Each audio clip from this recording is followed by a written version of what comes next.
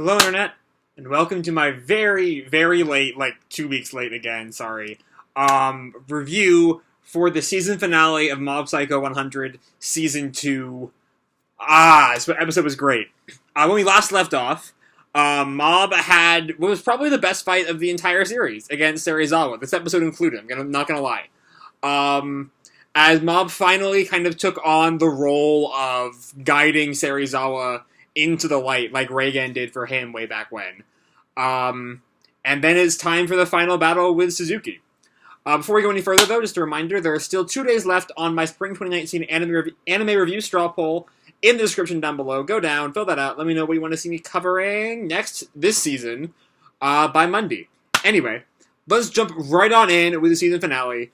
So I talked a bit in my episode 12 review on how the story makes it clear that Mob's rage, the Mob's 100% rage form, while necessary to stop Suzuki, is not a good thing. Because we see in that scene, when Mob goes 100%, the sky, darkens, and they've got all the blacks and the reds, and all the very, not positive imagery, or not positive, color scheme in the sky.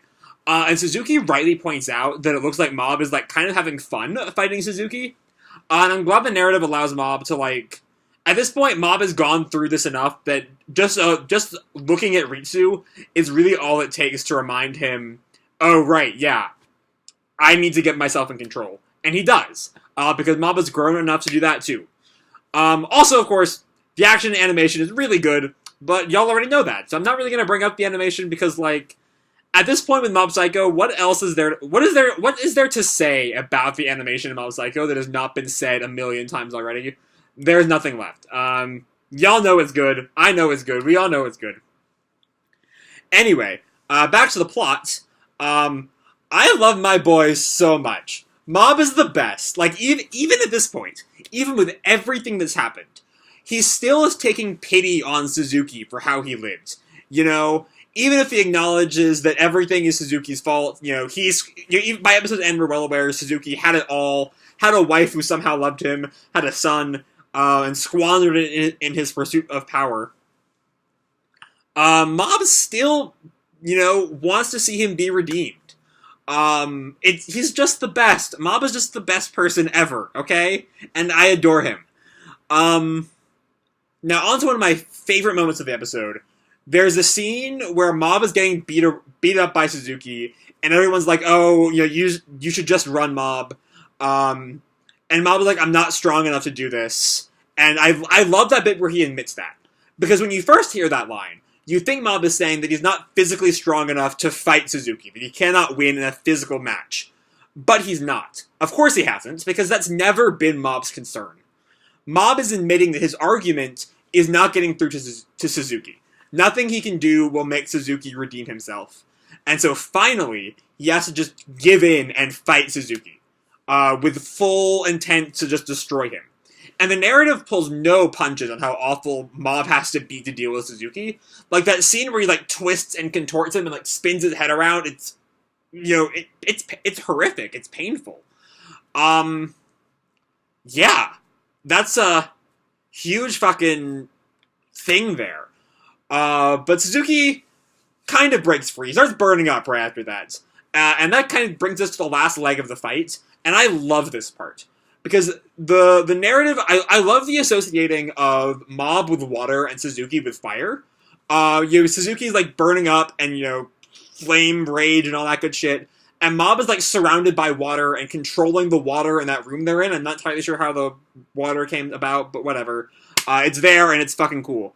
Because Mob, it's really this great, simple, understated representation of their whole relationship. Mob is trying to put out this fire in Suzuki's soul that's making him want to take over the world. But Mob never stops believing that once the fire goes out, Suzuki will be a good person. When Mob says right before the final part of their fight starts that, what's the line? I think it's, I'm fine with us both failing at this point. With us both losing. He's admitting that, because he, at this point, does not know how to put out that fire. He's lost.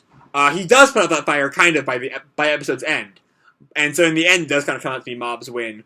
But yeah, And yeah, in the end, the fire does go out. Admittedly, um, it does end up with this gigantic fucking explosion that leaves plenty of mysteries on its own. We'll talk about the healing in a hot sec, but I have several theories on that.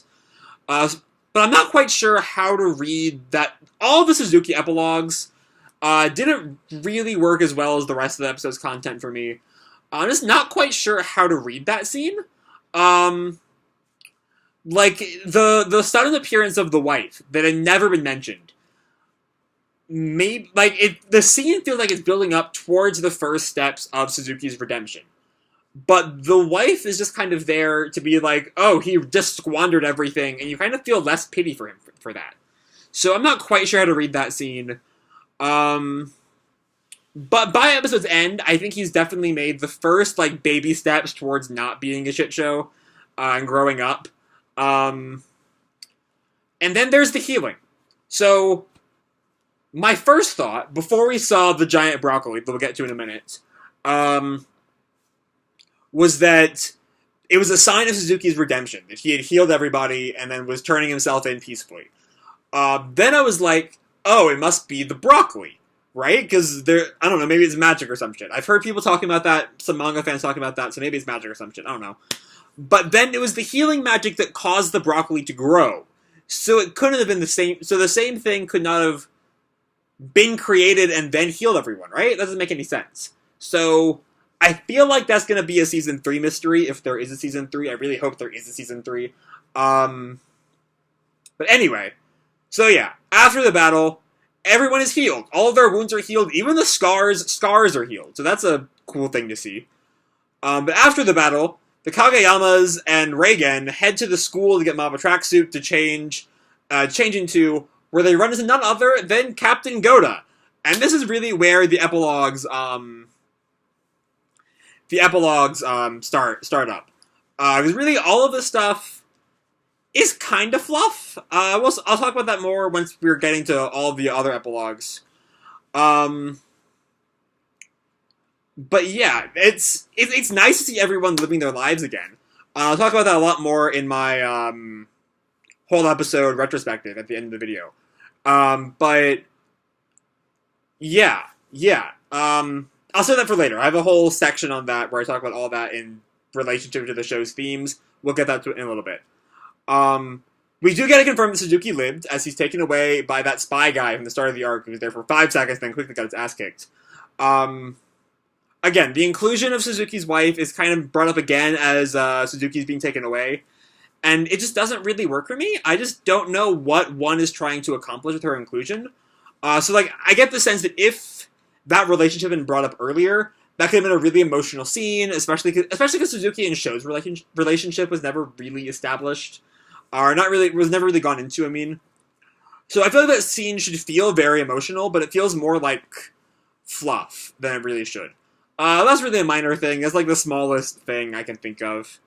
Anyway, I'm very glad that Serizawa is joining Reigen, especially with Mob as Serizawa, the direct supervisor, because it definitely brings full circle the stuff I was talking about during the Serizawa fight, of Mob being this guiding light for Serizawa into leading a decent existence. So that's a great thing to see. It's kind of... That's not exactly how I was hoping it would go. I think in the end of the series, Mob should end up being like Reigen and training new psychics to be better people and not just focus on their psychic powers. I was not predicting him doing that like exactly like Reigen to Serizawa, per se. But yeah, that's the end of the season. So yeah, this episode was fantastic. You know, there were certainly some things that were a little vague, like what exactly happened when the explosion went off and what's up with all the healing, but I imagine that's a topic for Season 3 if it comes out. Again, do not talk about it in the comments, please. The fight with Suzuki paired incredible visuals, like Mob Psycho always has, no need to say that at this point, with some great symbolism of the fire and water and the thematic weight of Mob, you know, trying to get through to Suzuki and failing. And with the exception of the Suzuki and Sho stuff that, as I mentioned, I'm mostly ambivalent on, the epilogue is another resounding, phenomenal demonstration of the show's main themes. You know, everyone's continuing on with their lives, even the stars, even all these people. They're finding the things that will give them fulfillment, even if that's not what the world assumes they would be good for. You know, we have the two 7th Division guys. One, the guy who Mob fought way back when Claw was first introduced, is making a ramen shop. The other guy wants to apprentice for Reagan, and we don't know what exactly... He doesn't show up at Reagan's shop at the end. That was who I figured was going to show up there, even if Serizawa does make more sense. But they're very much like Mob joining the Body Improvement Club at the start of the series. You know, that's kind of... They're doing the same thing there, I think. You know, both the people, the glasses guy and the two women are like, that's a bad career for you. You would not fit in there at all. But they pursue it anyway. Much like everyone tells Mob that, you know, you're not physically fit, the Body Improvement Club is not a good place for you, but he still does it anyway. And Mob Psycho's always been about, you know, doing what you want to do. It's your life, regardless of what special talents you have. That's always been one of the show's biggest themes. And yeah, the show's final lesson is just to do what makes you happy. And I think that's pretty damn beautiful. So, as for the season itself, hot damn!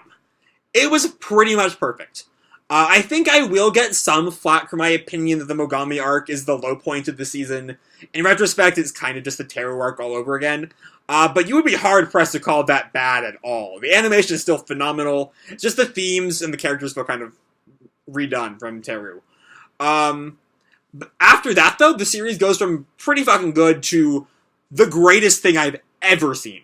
The Separate Ways arc was utterly perfect, with nothing that could be done to improve it. Everything about the way it expands the relationship between Mob and Reigen is incredible and poignant and heartfelt, and that was something like I had heard about the arc and was like, oh no. As I mentioned back during that video, my thought was like, oh no, this is going to be the show reneging on Reigen's teachings, but it was not at all. It was an enforcement of it, which is good. Then we have the World Domination arc that, like, while I was initially worried it would just be repeating the themes of the 7th Division arc, it ended up expanding on them and improving on them, all while giving Mob some incredible character growth. You know, this season was perfect. While the first season left Mob Psycho a show I deeply loved, the second season has managed to improve on it in any way. Mob Psycho 100 is the greatest anime I have ever seen, bar none, and I can only hope we get more of it. And with that, I'm leaving this phenomenal season behind me. Hope you all enjoyed my very scattershot coverage of this season. This season I was just a mess this season. Yeah. And if you want to see more content on the channel, go do that. I have plenty of other series from past seasons and current seasons and upcoming seasons. There'll be plenty of content on the channel. I'm never a dull moment around here. And yeah, hope you all enjoyed this episode, this video, this amazing season. And if you did, feel free to drop me a like, or subscribe, or, again, fill that straw poll down below, or, you know, do whatever makes you happy. That's the lesson. And remember, guys, your life is your own, okay? Bye.